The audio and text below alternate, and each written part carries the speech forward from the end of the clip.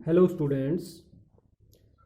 आज हिंदी में हम दूसरा लेसन पढ़ेंगे, गांव का जीवन।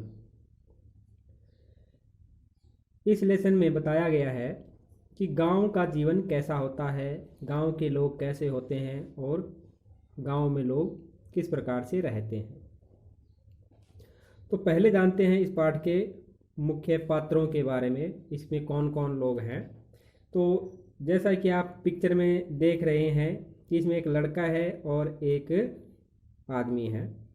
तो इस लड़के का नाम है समीर और ये इसके पिताजी हैं और ये शहर में रहते हैं।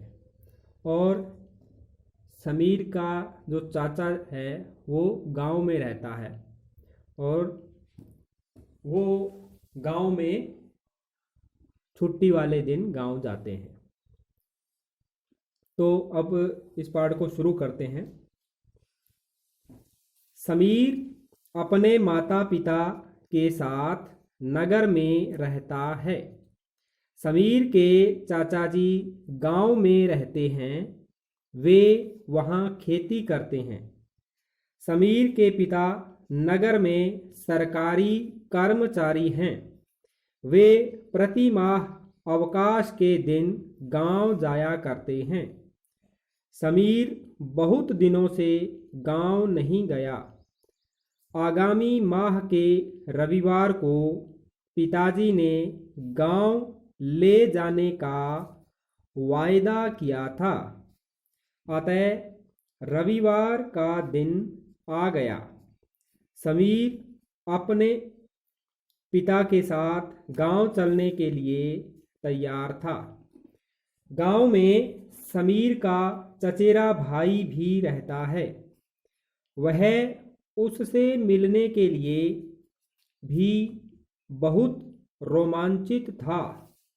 उसने चचेरे भाई के लिए एक सुंदर खिलौना मंगवाया था। रविवार को प्रातः जब समीर सोकर उठा तो वह बहुत प्रसन्न था। आज गांव जो जाना था पिताजी के साथ, उसकी प्रसन्नता को देखकर उसके माता पिता भी बहुत प्रसन्न थे। स्नान आदि से निवृत्त होकर उसने सुंदर वस्त्र पहने, नाश्ता किया और पिताजी के साथ चल दिया। वे बस अड्डे पर गए और वहां से बस में सवार होकर चल दिए। दोपहर के समय उन्हें बस ने गांव के बाहर सड़क पर उतार दिया। गांव पहुंचकर समीर ने देखा कि गांव अब पहले की तरह न रहा था। वहां के कच्चे मकान पक्के बन गए थे। झोंपड़ियों के नाम पर तो केवल मवेशियों के लिए छप्पर ही दिखाई देते थे।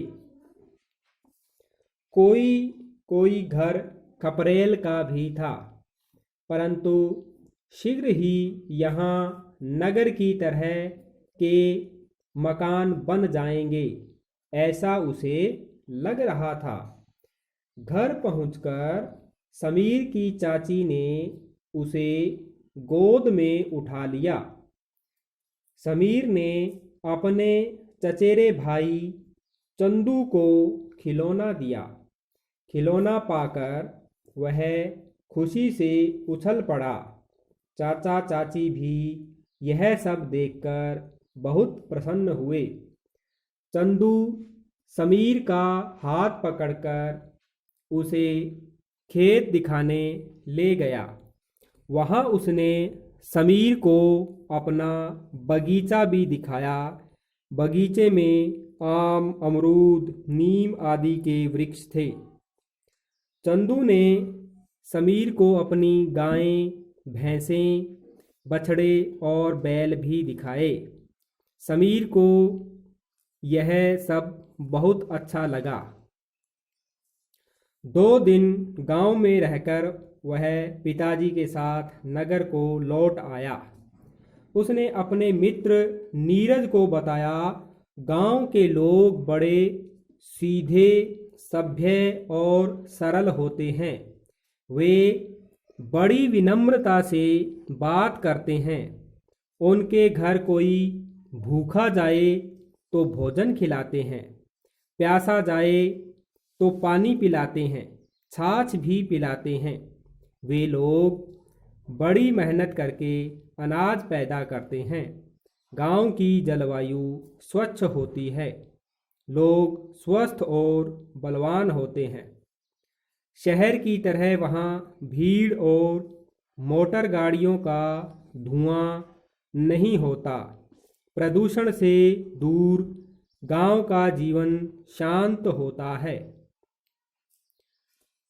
तो ये पाठ आप अपनी बुक से 2-3 बार पढ़ेंगे। यदि पाठ में कुछ शब्द समझ में न आए तो वीडियो देखकर आप उसे समझ सकते हैं। तो इस पाठ को आप बार बार पढ़ें और इस पाठ का एक सुलेख अपनी कॉपी में सुंदर सुंदर करेंगे। धन्यवाद।